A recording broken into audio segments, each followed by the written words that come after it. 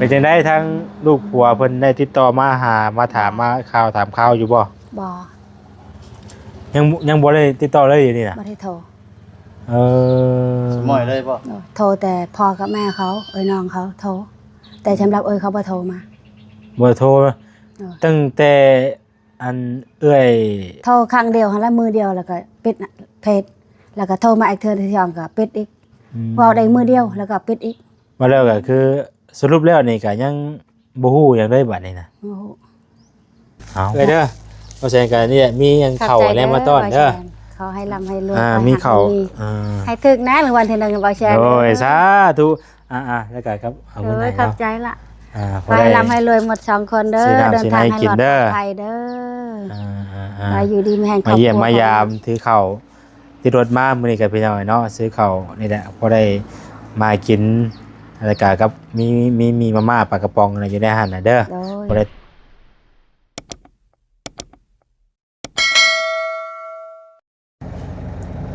พี่น้องเอ้ยเนาะพบพ่อกันอยู่ในรถเด้อมื้อนี้พี่น้องเอ้ยสบายดีพ่อแม่พี่น้องเด้อบ่สุขสู่คนพี่น้องเอ้ยมื้อนี้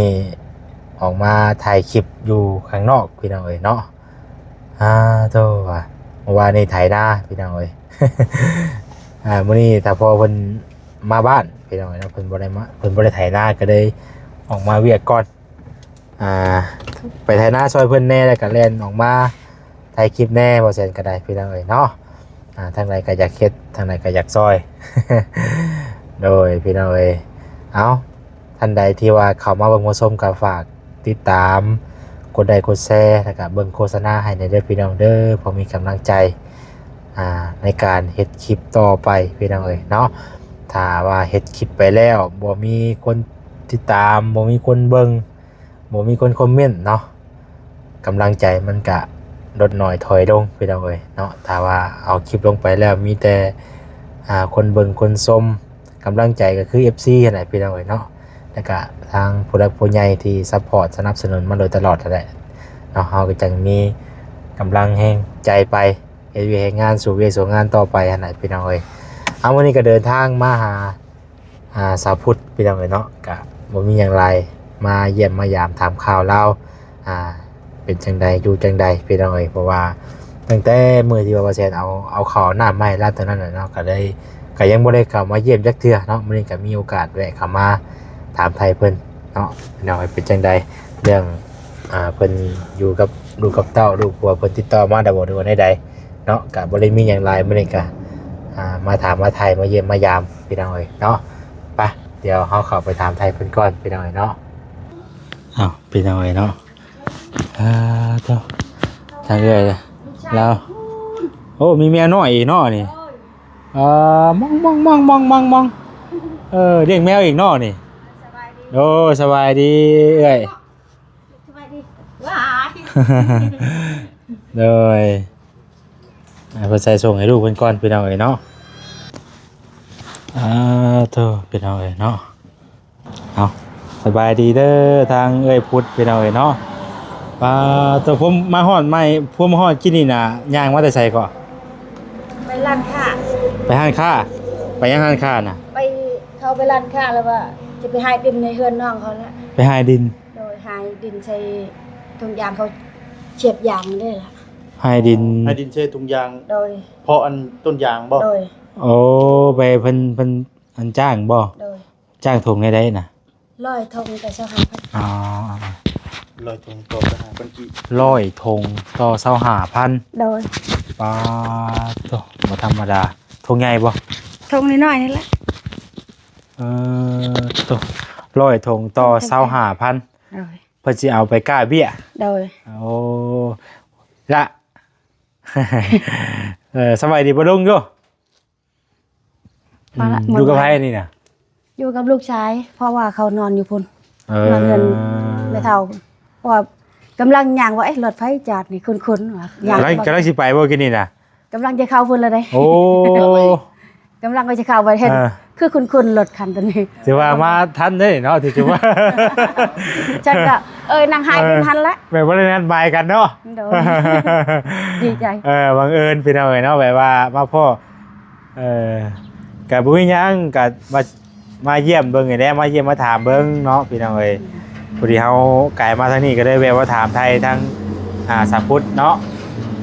เป็นจังได๋ทั้งลูกผัวเพิ่นได้ติดต่อมาหามาถามมาข่าวถามข่าวอยู่บ่ บ่ ยังบ่ได้ติดต่อเลยอยู่นี่น่ะ บ่ได้โทร เออ สมอยเลยบ่ โทรแต่พ่อกับแม่เขาน้องเขาโทรแต่สำหรับเขาบ่โทรมา บ่โทรตั้งแต่อันเอื้อย โทรครั้งเดียวหันละมือเดียวแล้วก็ปิดเพจแล้วก็โทรมาอีกเทื่อที่สองก็ปิดอีกเว้าได้มือเดียวแล้วก็ปิดอีก มาแล้วก็คือสรุปแล้วนี่ก็ยังบ่ฮู้หยังได้บัดนี้นะ โอ้โห เอ้า เราบ่ได้โทรมาบ่ได้ติดต่อหาเลย ยังบ่ได้เว้าได้คุยกันเลย ไม่ได้เว้ากันบ่ได้เห็นนายทั้ง ยังบ่ได้ฮู้เลยว่าสิเฮ็ดจังไดบัดนี้ บ่ฮู้ เออบัดนี้ทั้งเอ้อยกับลูกสิพากันอยู่จังไดบัดนี้ใช้ชีวิตจังไดต่อไปบัดนี้ อยู่ไปวันๆนั่นแหละ อายุแบบนี้แหล้วเนาะ เมื่อวานนี่ก็ไปล้างถ้วยเขื่อนร้านค้าเขา เมื่อแล้วก็ไปรับจ้าง เพิ่น ทั่วไป เพิ่นให้เงิน2,000แล้วก็ปลาทูขนมให้ลูก อ๋อเมื่อแล้วก็มีเวียกมีงานหยังก็ไปนะเมื่อแล้วก็ แล้ว เนาะ เพิ่นมีเฮ็ดหันเพิ่นเฮ็ดให้เฮ็ดหยังก็เฮ็ด ผู้ใดจ้างหยังก็ไปเฮ็ดพอได้อัน ขนม ข้าวต้มขนมหรือว่าในอยู่ในกินมาสู่ลูกสู่เต้ากิน โดย ลูกคนใหญ่ได้จ้ะคนใหญ่มันก็ไปบ่ อยู่หน้าบนห้วย อยู่นะ โดย อยู่ไสก็ อยู่นำแม่ใหญ่แม่ย่า อ๋อ โดยแล้วผู้ชาย2คนนอนอยู่บนหายดิน อ๋อ มานี่หมด3คนค่ะ2คน3ผู้น้อยนี่ พอแล้วก็ถือว่ายัง ลมๆอยู่ฟันไปเรื่อย ผ่านไปเรื่อย ๆโดย ก็ยังของค่าใจอยู่เนาะ โดย ยังเว่ายังคุยกันบ่แล้วพี่น้องก็ได้บ่ฮู้ว่าสิเฮ็ดแนวใดบาดนี้บัดพี่ญาติพี่น้องทั้งนี้ได้จ้ะเพิ่นบ่ได้เว้าแนวใดบ่ เพิ่นก็จักเพิ่นเว้าได้เพิ่นก็ให้เพิ่นเฮ็ดงานก่อนว่าเฮ็ดงานก่อนแต่ได้ยินถามแม่ย่าว่าลูกผัวหันจะโอนเงินให้ลูกสาวว่าเป็นหยังลูกบ่ขอให้ขอหยังเนาะล่ะโตเป็นหัวหน้าครอบครัวให้ลูกขอหยังบ่แม่นลูกไปขอทานเท่าโตไปหาเฮ็ดงานเฮ็ดลาเหตุการณ์โตก็ต้องโอนเงินให้ลูก10บ่ได้เช้าบ่ได้บ่ได้วางหลายๆว่าสมมุติว่าลูกผัวได้เงินแต่ละมื้อนึงหั่น450 บาทเนาะแต่ขอหั่นบ่ได้อีหลีก็500ก็ยังดีใจเด้แต่ให้ลูกขอนี่มันถึกบ่โตเป็นพ่อคนแท้ มีแต่ว่าให้เพิ่นคิดเห็นเองเนาะ ๆเอ้า เวลา เพิ่นให้เท่าใดก็เอา แล้วก็อยากให้คิดเห็นเองว่าเฮาได้คันเฮาหาเงินกันหยังได้ก็อยากให้ส่งมาให้ลูกให้เต้าเลยเนาะ ก็อยากได้อยู่บ่ได้หลายก็ได้500ก็ยังดีได้ล่ะอันนี้หั่นโทรก็หายไลน์ก็เงียบแล้วบ่ได้ติดต่อกันเลยแบบนี้บ่เว้าจำบ่ใช่แบบน้าบ่าวเขาบ่แม่เขาบ่น้องเขาเว้าแต่นี่เขาบ่เว้าจำ สรุปแล้วก็ยัง ยังค้างอยู่ ข้างอยู่เนาะ แต่ละมื้อว่าถามว่านอนหลับบ่2-3 มื้อมีแต่บ่าย 3 โมงกลางคืนนอนได้แต่2 ชั่วโมงซื่อๆ บ่ได้ก็แบบ เป็นหยัง ใจสู้ยิ้มสู้ซื่อๆนะบ่ได้ก็เนาะ ยิ้มสู่ปัญหา ยิ้มสู้ปัญหาแต่ว่าบางทีปัญหาก็ยังบ่ทันได้เคลียร์กันแล้วนะเนาะ ยังบ่ได้เคลียร์ยังบ่ได้เว้าห ยั ยัง ง บ่ได้เคลียร์กันแล้วแต่ว่าหากยิ้ม เออ ยิ้มสู้ทางเอ้ยเพิ่นก็ได้ เพื่อว่าอยากเป็นครอบเป็นครัว ก็ ต่อไปเนาะ เออ อ่า อยู่ไปซื้อถ้าว่าอยากฮู้ว่าถ้าเราว่าบ่มักบ่ฮักก็เฮาก็อยากฮู้เนาะให้ทาอยู่เฮือนเพิ่นจำไปเฮือนว่าดินเพิ่นบัดนี้ถ้าว่า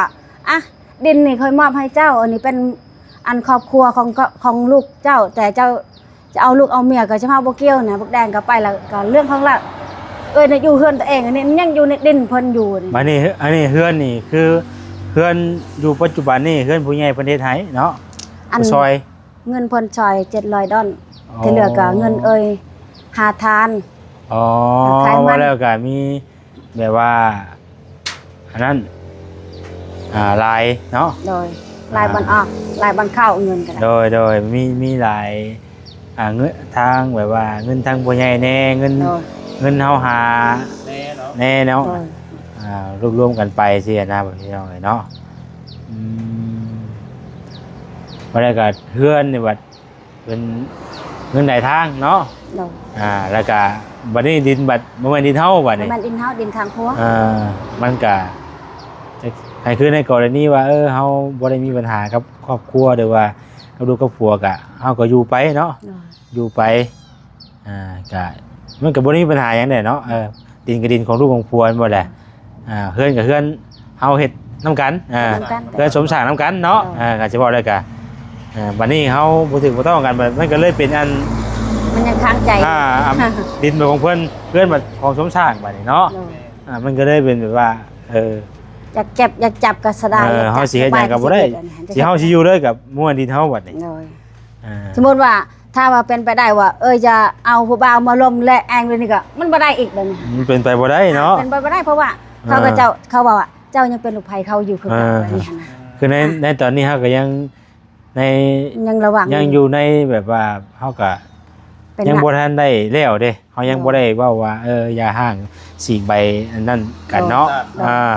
มันก็ยังบ่แล้วคือเก่าเนาะ โดยแต่ถามว่าเรามีลูกมีเมียอยู่พ้นบ่ก็บ่ฮู้ตอนนี้ บ่ฮู้บ่ บ่ฮู้ ยังบ่ทันฮู้เนาะ ยังบ่ฮู้อ่ะแต่ว่าถ้าว่าในมั่นใจในแบบความรู้สึกของเองหั่นผู้ชายนะถ้าเราไปจากลูกจากเมียหั่นมั่นใจว่าเราได้แน่ๆถ้าบ่ได้หั่นเราสิไปเฮ็ดหยังหรือว่าเปิดเรือเครือข่ายแบบใดตอนเฮาอยู่เฮือนตูมน้อยๆได้ลูกผัวยังมีอบอุ่นอยู่บัดเ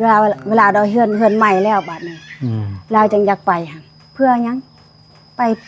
ถ้าเราบ่มีเราบ่ไปหรอกคิดแบบนี้นะนี่คือความคิดของเนาะแต่ว่ายังบ่ทันได้ฮู้ความจริงปานใดว่าเพิ่นมีหรือบ่มีบ่หรือว่าใดๆก็บ่ฮู้เท่านั้นถ้าบ่ฮู้ถ้าว่าเจ้ายังคิดว่าคิดฮอดลูกคิดฮอดเมียบ่มีเวลาทำได้ก็อย่างน้อยมือละครั้งก็ยังดีโทรหาเนาะแค่นี้นะเท่านี้ชื่อขอหั่น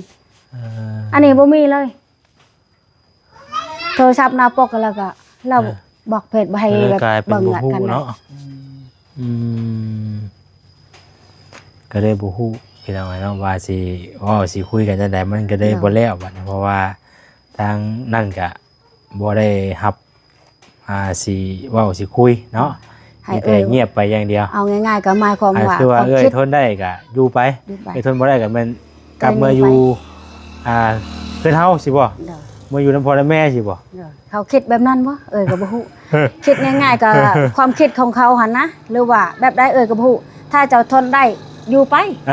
สมมุติว่าลูกผัวเจ้าน่ะไปอยู่ประเทศไทย10 ปี20 ปี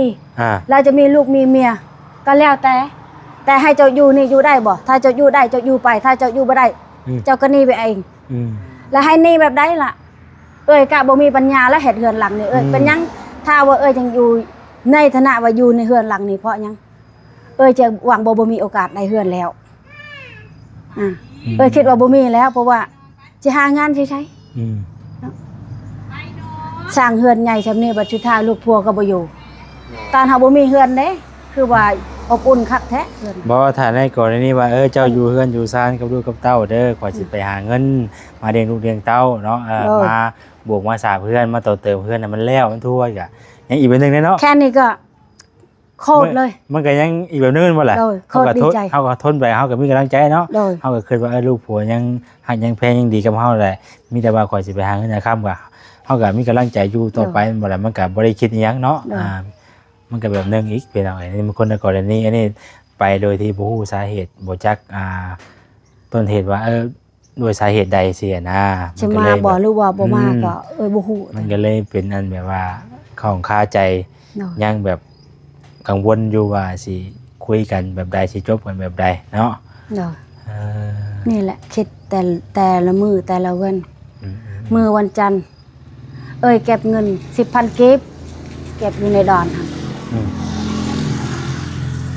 แล้วบัดนี้หันคอนำไม่ค่าเขาหันชื่อบ่คันอันเอาบ่เงินใบตัวนี้หันเงิน 10,000 เขาว่าบ่เอามันบ่ได้ขาดปานใดนั่นล่ะแบบมันเก่าๆหน่อยนึงเขาว่าเอาบ่ได้เป็นได้อยากซื้อขนมให้ลูกเงินมันเก่าเขาบ่เอาบัดเขาบ่เอาแล้วก็ลูกชายก็ให้ไปโรงเรียนต่อเลยเงินใบหยังก็ใบ 10,000 ใบ 10,000มันเก่าไปซื้อขนมพระเจ้าบ่รับเขาบ่รับเอา ก็พอดีมาแต่บ้านห้วยเนาะ มาแล้วก็คืออยู่ไปตอนนี้น่ะอยู่ไปแบบ อยู่ซื่อ เนาะ ๆอยู่ไปแล้วแต่ลมมันพัดมาแหงซำใดแล้ว แต่ แต่ ว่า คนการ แต่ว่าหากเรื่องเวียเรื่องงานนี่ไปคือเก่าเนาะ ได้ ไปปกติเนาะ โดย ถ้าว่ามีผู้ใดจ้างหยังก็ไปเนาะ โดย ไปลูกไปนำบ่บ่ ก็มื้อนี้หันถือไป ไล่จักทงได้บ่นี่อันไปให้อันนั้นน่ะ หาก็ได้ร้อยหนึง หากได้100นึงหากได้25,000 โดย ไปให้ทงอันหยังก็ ธงชัยปลูกยาง อืม เบียร์ เพิ่น ยาง ไปให้ทง 200ถุงจังได้50,000เนาะ โดย ป้าถือว่าเติมเรื่องอยู่พี่น้องเอ้ยเนาะอันนี้คือไปด้วยความเฮาก็บ่มีเนาะคันบ่ไปก็อดบ่มีกิน โดย บ่ได้มีผู้ใดมาส่งยืนเข้านั่นนี่บ่ บ่มี มีแต่หา หาเอง ด้วยตัวเองเลย โดย บ่ได้มีผู้ใดมาส่งมายืนนั่นนี่เนาะ บ่มี ลูกหลายคนบัดนี่ ลูกจี ลูก4คน 4 คน ลูก4คนแต่ว่าก็ถือว่าสู่ชุดแหละพี่น้องเอ้ยเนาะผู้เป็นแม่แปลว่าจักสิหาหยังมาสู่ลูกสู่เต้ากินแต่ละมื้อสินะ โดย เนาะ โดย ถือว่าอดทนเติบแล้วพี่น้องเอ้ย บางเทื่อหมูลิโตนก็ว่ามาล้างถ้วยให้ก็ไปล้างถ้วยให้เพิ่นมาเปลี่ยนอันนั้นเอาเด้อเก็บเด้อกดเบียร์นี่เขากินเขาจะลอง มาแล้วก็ ไปเก็บกดเบียร์แล้วก็เอาไปขาย โดย อันนี้คือเฮานั่งร่วมกันนี่อาจจะยังบ่เห็นภาพเป็นจังไดแบบว่าเฮาเว้าในสิ่งที่ว่าเพิ่นเคยอันนั้นคือเพิ่นไปมาเนาะอันนี้เฮาเว้ากันนี่แบบว่าเว้าตอนที่เพิ่นเฮ็ดอันนั้นพี่น้องเอ้ยเนาะ ตามไปค่ะอันนี้หันสีแดงนี่ อ่า ร้านนี่แหละเพิ่นให้ค่ะ เอ่อ เมื่อวานนี่ก็เพิ่นให้ อ๋อแบบว่าเพิ่น เพิ่นฉลองวันเกิดหลานเพิ่นเด้ บ่ได้ แล้ กับ วก็ เพิ่นก็คิดเห็นเฮาเนาะบ่ได้กันเนาะ เพิ่นให้เพิ่นปลาทูช่องโต บ่ได้ก็มีผู้มาซอยมาหยังนี่ก็ทางบ้านเมืองอยู่บ้านใกล้เคียงเคียงเพิ่นก็ดีใจนํบ่ เด้อตอนนี้หัน เพิ่ เพิ่ น น ก็ ก็ ฮู้อ บ่ ยู่ ได้ บ่ เพิ่นนะ เพิ่ คะ นก็ฮู้อยู่บ่ ฮู้ ว่ามีคนมาเฮ็ดมาสร้างให้เฮือนซานนี่ ฮู้ เนาะอ่า หมู่หัน บ้านแม่น ไม่ฮู้ อืม ฮู้หมดไผก็ฮู้หมดบางคนก็ผู้ใหญ่เพิ่นว่าแบบว่าอยู่ข้างๆหันนะใช้ลูกผัวไปใช้ไปไทยโทรหาบ่อยู่นี่เด้อว่าให้อยู่นี่ให้อยู่นี่อดเอาว่า อืม เจ้าสิปะให้ยังเฮือนสมมุติว่าเจ้าปะเฮือนซ้ำว่าเจ้าปะให้ลูกผัวเจ้าไปเอาเก็บมีน้อยหอยไม่ปลาอยู่ในเฮือนเจ้าเอง ว่าเฮือนก็ยังบ่ได้แล้วอะไรพี่น้องเนาะยังนี่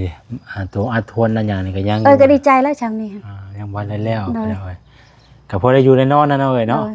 ถึงจะบ่แล้วก็ถือว่าภูมิใจพอได้อยู่นะเราก็ได้ ถ้าว่า ในส่วนในเช้าเนาะ พอได้ชนเช้าใครก็อยู่ก็ตอบแบบ ตอนนั้น ตอนคือตะกี้อยู่นี่คือก่อนบ่ อยู่เฮือนหั่นเด้ขอไก่ อ๋อ หั่น อยู่หันตะกี้เนาะ เฮือนเก่าเอ้ยแหละตอนนั้นหั่น แต่ก่อนน่ะเฮาก็เคยเห็นอยู่พี่น้องเฮา เพื่ น่ะ อน คิด เก่า ว่าเลยคิดว่านึกคิดว่าเป็นเที่ยงให้เที่ยงหน้าไปแล้ว บ่ ชวนมันเพิ่นบ่ว่าด้วยเด้ ได้ไปทันไปเฮ็ดชนมันให้ปลูกมันแล้วก็เฮ็ดเฮือนพร้อม นั่นน่ะ มือแต่เบ็ดมาอยู่ออกในนาทงนี้เนาะสังกะสี5แผ่น จะออกมานะ โดยบัดนี้ก็อันเฮ็ดทานบัดนี้ตอนนั้นชอบ 9,000 ไปซื้อสังกะสีไปเรื่อยๆพวกก็เฮ็ดงานโรงงานปูนไอ้ล้าน 100,000 ไปซื้อจักร เท่านั้น ความลำบากชีวิตความลำบากจะให้บ่คิดแบบใดแต่สุดท้ายเวลาได้เฮือนได้ศาลไปเพิ่นไปหนีจากไปหั่นความคิดของคือว่าเป็นแบบนี้คือว่า ถ้าว่าอยากปะเนาะสมมุติว่าลูกผัวอยากปะก็ให้เว้าตรงๆอยากฮู้ความคิดของเพิ่นอยากปะอะไรบ่หรือว่าจังได๋ให้อยู่แบบนี้หั่น จักสิว่านั่นแหละเฮาก็มามื้อนี้ก็มาถามมาไทยก็คิดว่า มีความสุข แม่นึกว่าแบบมาแล้วก็สิแบบว่าโอเคแล้วสินะคุยกันเรียบร้อยบ่แล้วสินะบ่คือสิบ่มี บ่ปาดน้ำตาแล้วมื้อนี้ นึกว่าแบบคือสิแบบว่าแบบคุยกันแล้วแหละแต่โดนแล้วนะเพิ่นก็คือสินั่นแหละมาแบบ เติบแล้วเนาะ ยังบ่ฮู้หยัง พอดีเรามา2เดือนได้ไปไทยแล้วได้2เดือนมื้อนี้แล้วเพิ่นได้รับเงินเดือนมื้อนี้ 2 เดือนแล้ว โดย2เดือนมื้อนี้เพราะว่ามื้อนี้ตอนแรกมื้อนี้ล่ะเราได้รับเงินเดือน คือเพิ่นไปในมื้อนี้เนาะในวันที่แบบนี้ โดยเพราะว่า ผ เพิ่น มรอบนะบ่ได้กันเนาะ ครบรอบ2 เดือนที่ผัวไป โดย ไป ว่าเงินเดือนหันว่าได้เว้ากับพ่อแม่เขาว่า15,000 เดือนละ15,000 โดยเพิ่นบอกแม่เพิ่นหันว่า15,000 เป็นเอาเลยเนาะ เฮ็ดได้ จักสิว่าได้พี่น้องเอ้ย คือ เนาะ ว่าเอ้ยเฮ็ดบุญหยังชาติก่อนคือว่าได้แบบนี้ อยากรู้บอกเอ้ยแน่ให้ไปเฮ็ดหยังเดี๋ยวนี้หั่นให้เอ้ยชูต่อไปหั่น เด้อนี่เป็นว่า พอย่อรถได้ก็ย่อนะเดี๋ยวนี้นะ อย่าให้มันวิดวางบ่อยากให้มีปัญหาแบบนี้เนาะ โดย เออ ความคิดแต่ละมื้อเห็นเพิ่นกดไลค์กดแชร์อยากได้นู่นนี่นั่นโอ้ยมื้อใดได้เนาะว่ะอยากได้ชมหวัง ขอเลขขอเบอร์แน่ตรงๆนะใช่เมื่อย เอาก็มีแต่เป็นกำลังใจให้แลพี่น้องมีแต่ว่าขอให้ทุกสิ่งทุกอย่างเนาะกลับคืนมาปกติพี่น้องบ่ให้เครียดบ่ให้สร้างกันพี่น้องให้ฮักเพลงกันเนาะให้อยู่นํกันไปฮักเพลงกันว่าซั่นซะบ่อยากให้มีแบบให้เครียดกันมันบ่มีความสุขว่าซั่นซะเนาะอยากให้ครอบครัวกลับมาอยู่อบอุ่นแบบ คือเก่า คือเก่าที่ผ่านมาแบบคือเฮาฮักกันเฮาแบบคือเฮาฮักเฮาเพลงกันตับอิดสินะ โดย อยากอบอุ่นคือเก่าเห็นนะพี่น้องเนาะ แต่เขาสิคิดนํเอ้ยแบบนั้นบ่แต่เอ้ยหันคิดว่าอยากให้ลูกพัวกลับมาเฮ็ดคือเก่าบ้านเฮาคือเก่าหั่นแหละวันนี้นะแต่ลูกพัวก็จักแบบใดล่ะเอ้ยเมื่อย โอ้ย นอกมามื้อนี้โคตรดีใจ ดีใจบ่ ดีใจหลาย เออ มาตอนนั้นเป็นหยังเอ่ยปาดน้ำตา เพราะว่ามันมีความทุกข์ตอนนี้ มือนี่มามือนี่พอแล้ว อย่าปาดร้ายน้ำตาหัน บ่ได้ ให้มันลงข้างในแน่ น้ำตาตกในนะบ่ได้กันเนาะ โดยให้มันลงข้างใน น้ำตาตกในแล้วพี่น้อง โดย นึงมากกับมันก็มันดนแล้วเนาะมันก็เฮาก็มีแต่เฮาแบบอยู่ไปและตามสภาพที่มันเป็นนั่นแหละพี่น้องเฮาทำใจไปนั่นแหละตั้งใจแข็งหรือว่าทำใจไว้แล้วมันเฮ็ดจังได๋ให้มันเกิดเนาะเฮาก็บ่ได้อยากให้มันเกิดบ่แหละมันก็เป็นมีแต่เฮาก็พักไปถ้าเพิ่นยังคิดเห็นลูกเห็นเต้ายัง ให้เรากลับมา ก็โทรมาติดต่อมาถามมาไทยเอาพี่น้องเอ้ยเนาะก็ถามข้าวเนาะเพิ่นคิดให้ขอให้เพิ่นคิดเห็นว่าซั่นซะให้เพิ่นแบบว่าคิดเห็นลูกเห็นเต้าเนาะถ้าบ่มีเงินก็ให้โทรมาก็ดีใจแล้วล่ะนี่บ่โทรจังเป็นได้ พี่น้องเอ้ยมีแต่สู้แน่เอ้ยเนาะเฮ็ดจังได๋จ้ะก็มันสู้แต่ โทร อย่าถอย สู้นึง สู้แต่อย่าถอยแบบนี้ว่า สู้บ่ถอยแล้วเนาะให้จังได๋จ้ะเฮาก็จักสิเว้าได้ใดพี่น้องเอ้ยเนาะเฮาก็บ่ได้เว้าได้คุยได้โอ้ได้ลมกับลูกกับผัวมันจักเทื่อพี่น้องเอ้ยเฮาก็บ่ฮู้ว่าเพราะสาเหตุหยังเนาะว่าจังได๋นะเพิ่นจังแบบป้าลูกป้าเต้าทิ่มลูกทิ่มเมียเนาะอันไปหรือว่าเพิ่นว่าคันคือว่าแสนว่าแล้วคันคือว่าเพิ่นไปเฮ็ดงานเนาะคือว่าไปเฮ็ดงานเหตุการณ์ให้เจ้าอยู่เรือนอยู่ซ่านอยู่กับลูกกับเต้าก็ไปหาเงินก็เฮาก็ดีใจเนาะในจุดคำว่านี้คำนี้สินะอันนี้ไปแบบบ่ฮู้สาเหตุไปแบบว่าไปแบบคือป้ากันสินะเนาะ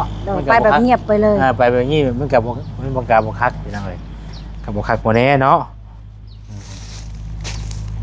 เอาเด้ออันเอ้ยเด้อ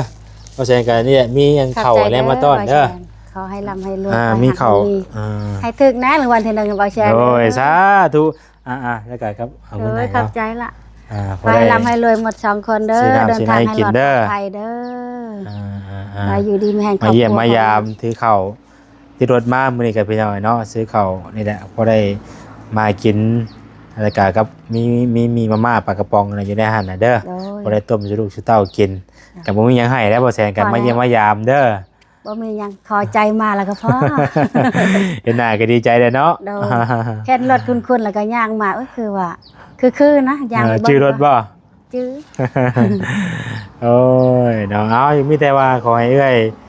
สู้ต่อไปอันแลเด้อเป็นได้ๆก็มีแต่ภาวนาให้ครอบครัวแหละกลับมาฮักแพงกันคือเก่าบ่ให้เครียดให้กันพี่น้องเอ้ยมาอบอุ่นกันคือเก่านั่นแหละเนาะแต่เฮาก็จะได้ขอตัวกลับก่อนบัดนี้เนาะถ้าเกิดเพิ่นสิไปเฮ็ดงานไปเฮ็ดเวียกเนาะ โดย ถือว่าสู่ชนเพิ่นก็ได้เนาะเงินคำเลี้ยงลูกเลี้ยงเต้า4คนเฮ็ดจังได๋ใช่พี่น้องเอ้ยคำว่าบ่เฮ็ดบ่หาก็บ่มีกินเนาะต้องได้เฮ็ดต้องได้สู้พี่น้องเอ้ยยังดีแต่ว่ามาถึงจังหวะช่วงเอ้ยเพิ่นอยู่เฮือนพอดีเนาะ ตลาด เอาอยู่ดีมีแฮงเด้อโด สบายดี ย เด้อ สำบายดี เอาสกอร์ตัวไปก่อนเด้อพี่น้องเด้อเนาะสบายดีพี่น้องไอ้พอกันใหม่เนาะ